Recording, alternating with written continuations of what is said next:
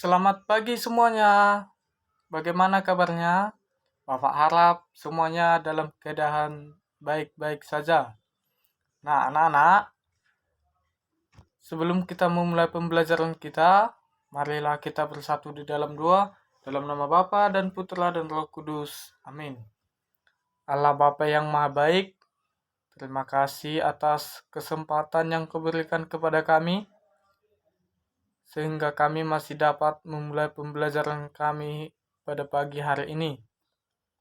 Ya Bapa yang baik, berkatilah pembelajaran kami ini, supaya berkenan di dalam hati dan pikiran kami masing-masing. Ampunilah segala dosa dan perbuatan kesalahan kami ya Tuhan, supaya tidak terhalang kasih dan anugerah yang akan Kau limpahkan kepada kami.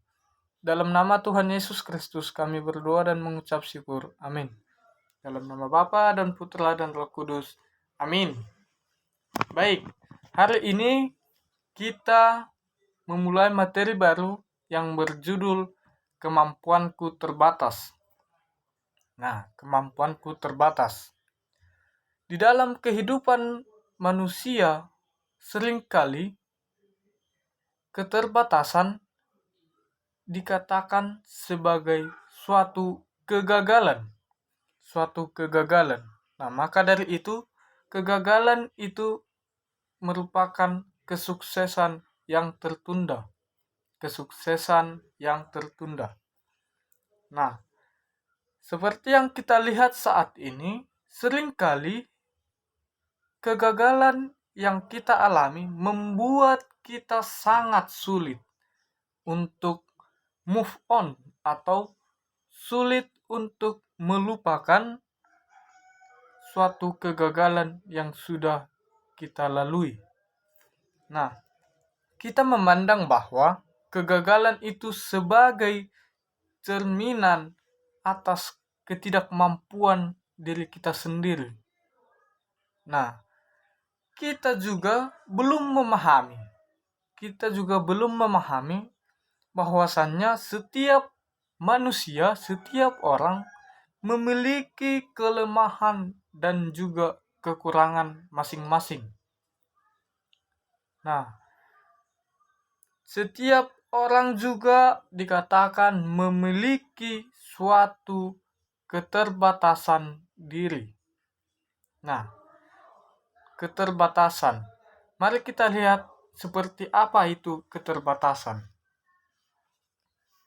Nah, keterbatasan merupakan satu fakta yang tak dapat dipungkiri, satu fakta, kenyataan, realita yang tak dapat dipungkiri. Nah, setiap orang dikatakan memiliki keterbatasan diri. Kita juga memiliki keterbatasan di samping dari kelebihan yang ada di dalam diri kita. Nah, kita lanjut. Keterbatasan hendaknya kita pahami bukan sebagai kekurangan atau ketidaksempurnaan kita pribadi lepas pribadi. Nah, keterbatasan yang kita miliki dalam bentuk apapun itu sesungguhnya menyiratkan suatu panggilan kepada setiap orang untuk berrelasi terhadap sesama kita. Nah, hal itu berarti tidak ada seorang pun yang dapat hidup sendiri tanpa orang lain. Nah, jadi keterbatasan ini tidak akan menghalangi suatu relasi kita dengan orang-orang di sekitar kita. Mengapa? Karena hidup seseorang itu tanpa bantuan orang lain sama saja tidak berarti. Nah, oke, baik, kita lanjut.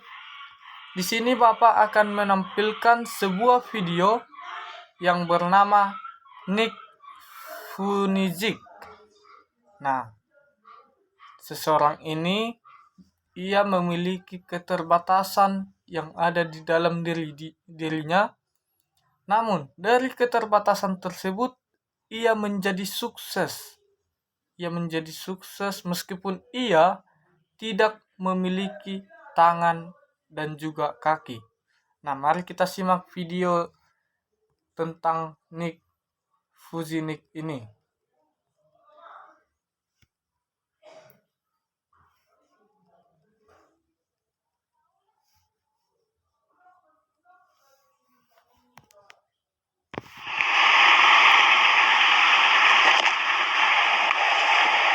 I wasn't ready.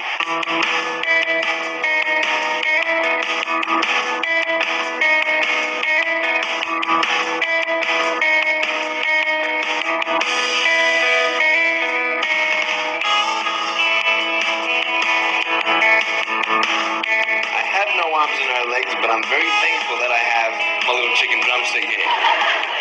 People freak out when they see me for the first time. It's so cool. I was at a water slide all by myself.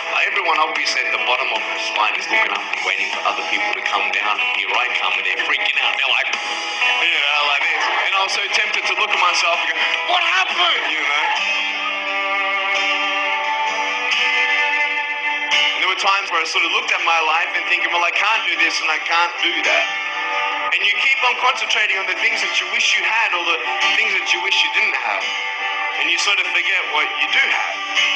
And there's no point, I believe, in my life where I wish I had arms, legs, I wish I had arms, legs, I wish I had arms, legs, because wishing won't help. But what I've seen in life are just a couple key principles. And the first thing that I've seen is to be thankful.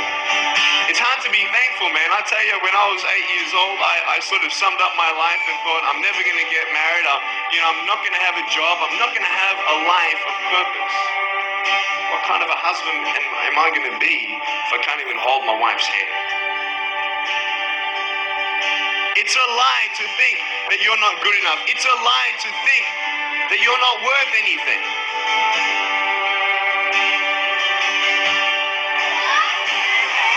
One more.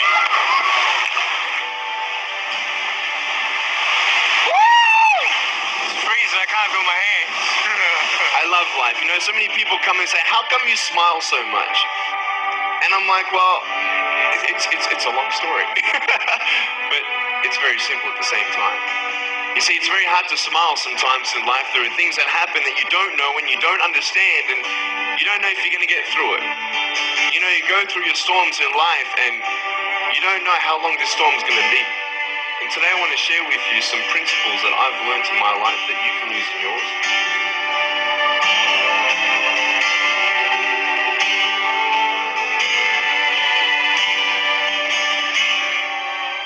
Being patient is beautiful. I tell you, it's the hardest thing.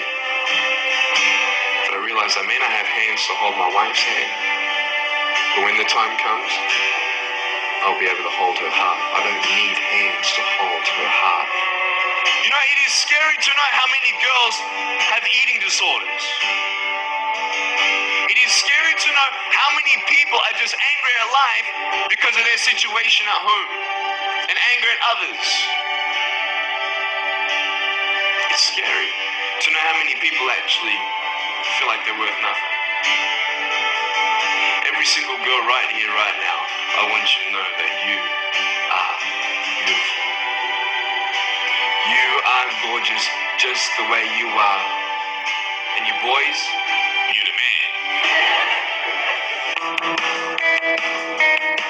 On this DVD, I share my experiences in life of how I've overcome challenges and seen a new, fresh perspective in life. To be thankful, to dream big, and to never give up. I speak to children, youth, and adults about key issues and principles that I've applied in my life that has given me the strength to conquer all that comes before me.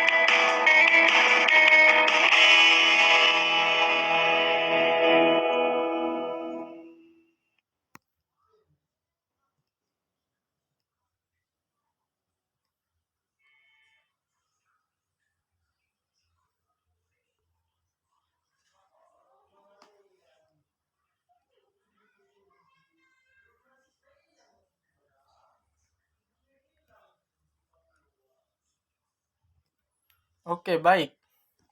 Itulah tadi sebuah video yang Bapak tampilkan.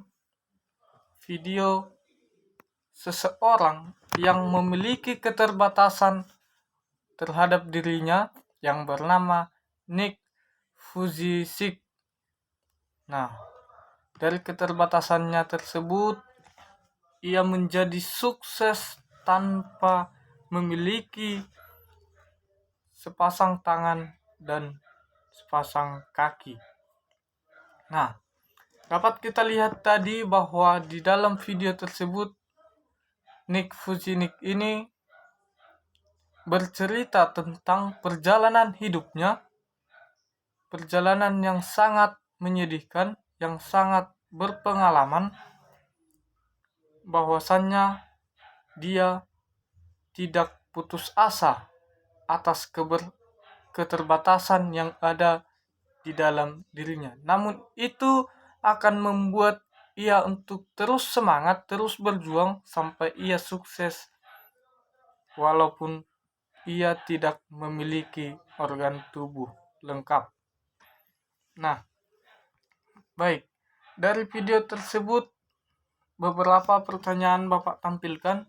Yang pertama, apa pesan yang bisa kamu petik dari kisah Nick Vujicic tersebut yang sudah Bapak tampilkan tadi? Nah, yang kedua, apa saja kesulitan dan tantangan yang dialami Nick Vujicic dengan keterbatasan yang dimilikinya? Lalu yang berikut, yang ketiga, siapa yang berperan dalam hidup Nick Vujicic hingga ia mencapai kesuksesan? Dan yang keempat, apa yang bisa kamu teladani dari seorang Nick Vujicic ini? Nah, ini akan menjadi tugas nanti di rumah. Silahkan dikerjakan dari apa yang Bapak tampilkan tadi terkait video seorang Nick Vujicic yang memiliki keterbatasan diri. Baik, kita lanjutkan. Nah, aspek keterbatasan manusia. Yang pertama, keterbatasan dalam berpikir atau kemampuan. Nah, setiap orang memiliki berbagai jenis keterbatasan. Contohnya, keterbatasan fisik, keterbatasan intelektual, keterbatasan psikologi, dan keterbatasan lainnya. Nah, di sini dapat kita lihat keterbatasan dalam berpikir. Bahwasannya seorang kakek ini memiliki keterbatasan yang sangat tidak bisa membuat ia menjadi konsentrasi dalam berpikir. Konsentrasi dalam berpikir yang memiliki suatu aspek dalam hidupnya menjadi terhalang. Nah, yang kedua, keterbatasan dalam bentuk fisik.